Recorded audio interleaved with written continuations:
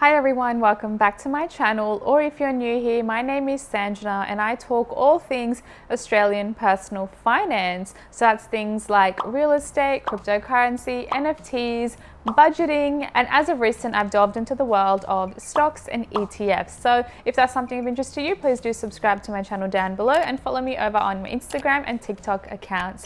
Now let's get started on today's video. In this video, I'm going to share with you how to achieve a six-figure income and share my story on how I personally did it. So just wanted to start this video off by going through a few assumptions for the typical candidate that would be able to achieve a six-figure income based on my personal opinion. Now, the steps that I'm going to take you through, we're going to assume that you have been in your role for about 2 years or so. You are not making $100,000 or even near making $100,000 salary. You personally don't have an interest in moving up the corporate ladder for the one organization. This may be for multiple organizations, but you're not interested in moving up the one organization or wanting to become partner for that organization. And this obviously then means that there is no loyalty, that you will be willing to do whatever it takes to take you to the top and earn that six-figure income. So now that the assumptions are out of the way, I just wanted to briefly go through my story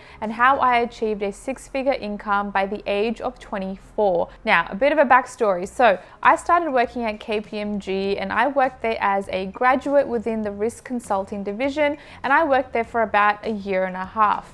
At that time, I was actually undertaking secondments, and secondments are basically placements that you do at other organizations where you provide a service and you work for them as an employee. So KPMG sent me out to other organizations, and that was actually Westpac, which was my second job. So once I was actually working at Westpac, I got a good feel of how the organization worked, what was involved outside of the Big Four culture. So taking the opportunities like secondments at your organization, I personally believe is very important because you get an insight into the real world. After working at Westpac, I actually then got headhunted and I was actually offered a role at Westpac within the same sort of division. Now, mind you, at KPMG, I was earning a salary of about $63,000. Now, I definitely took up the opportunity at Westpac because I not only got promoted from consultant to manager and skipping senior consultant in between, I was also able to double my salary in that time. So I went from $63,000 to then earning $110,000, which is absolutely insane for a 24-year-old. Now, of course, at this time, I was still running my YouTube channel, which I had actually started during the KPMG days, but I had no intention of quitting my 9-to-5 job and doing my side hustle full time. I only took it seriously when I started working at Westpac. I started talking more about career and personal finance, and that is when my channel started to slowly take off. I continued working on my side hustle, and I then reached a point where I was able to comfortably leave my 9-to-5 job to work for myself. And at current, I obviously haven't been doing this for a year yet. 1 year will be marked in March, I believe, so still have some time, but I can comfortably say I'm definitely making a $150,000 salary at this stage.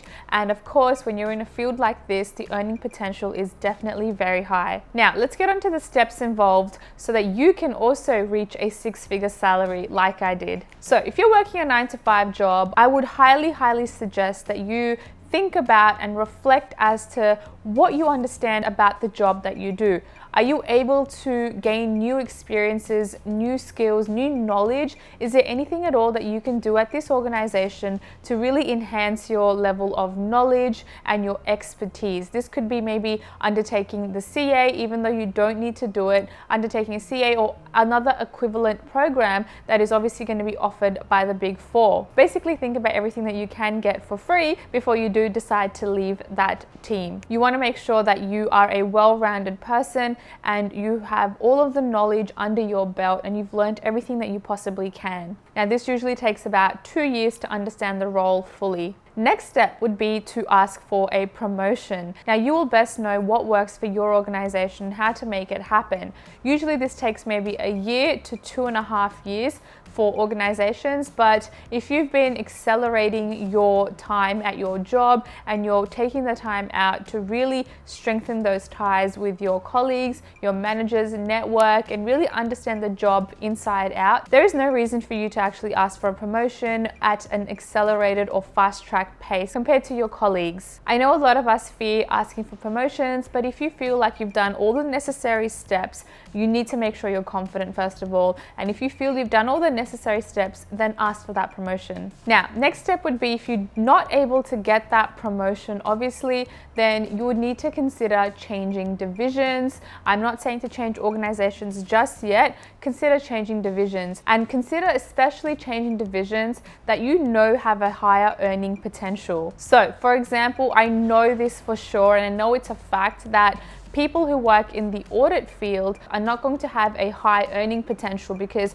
their salaries are usually capped. And we all know people that work within the audit field earn less than any other division. And I know this for fact because there were many colleagues of mine that transitioned over from the audit field to get into risk or consulting, and they saw their income increase by $15,000 to $20,000 a year. Honestly, you need to think about yourself, because staying in the same position, let's face it, is not going to make you richer, and it's not going to take you a step closer to earning that six-figure income. Step 4 is something that I suggest, and that is not staying within the same organization for 3 years or more, because this is obviously limiting your earning potential. You are not going to be at your full potential because there are so many options, so many opportunities out there which are going to challenge you further and really take you out of your comfort zone and throw you into the deep end. And that's what you want. That's the mentality you need to have to be able to earn a six-figure income. Now, of course, if you do want to become partner at this organization,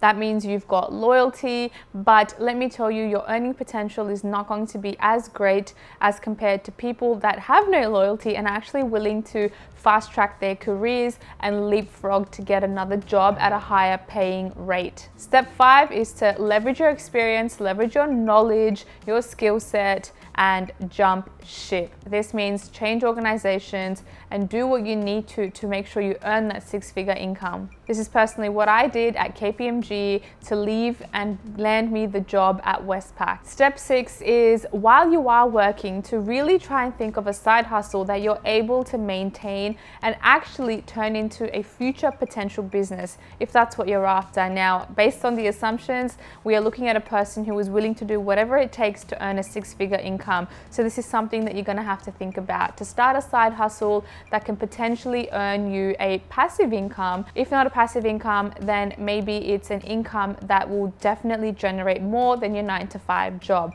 So think about that. And finally, last step is to start a business. Start a business so that you can leave your 9-to-5 job. There is definitely a higher earning potential along with starting your own business. You are your own boss. You're not having to wait for that yearly salary increase just in line with inflation, which is about 2%. Be your own boss, take accountability, and make sure that you earn more than just $10,000 per year. Having a business, I personally know that 10K is what I make in a month. So the fact that you have unlimited earning potential, you can take as many jobs as you want, as many collaborations, you can sell as many products as you like, increase your marketing, you have full control in doing that, and you actually see a direct correlation in you putting the input, in you taking the steps necessary, and you see your income rise or your revenue rise. So if you want to follow me on my journey to achieving financial freedom, then be sure to follow me over on my Instagram account and my TikTok account, Success by Sanjana, and I will catch you guys in my next video. Thanks, guys.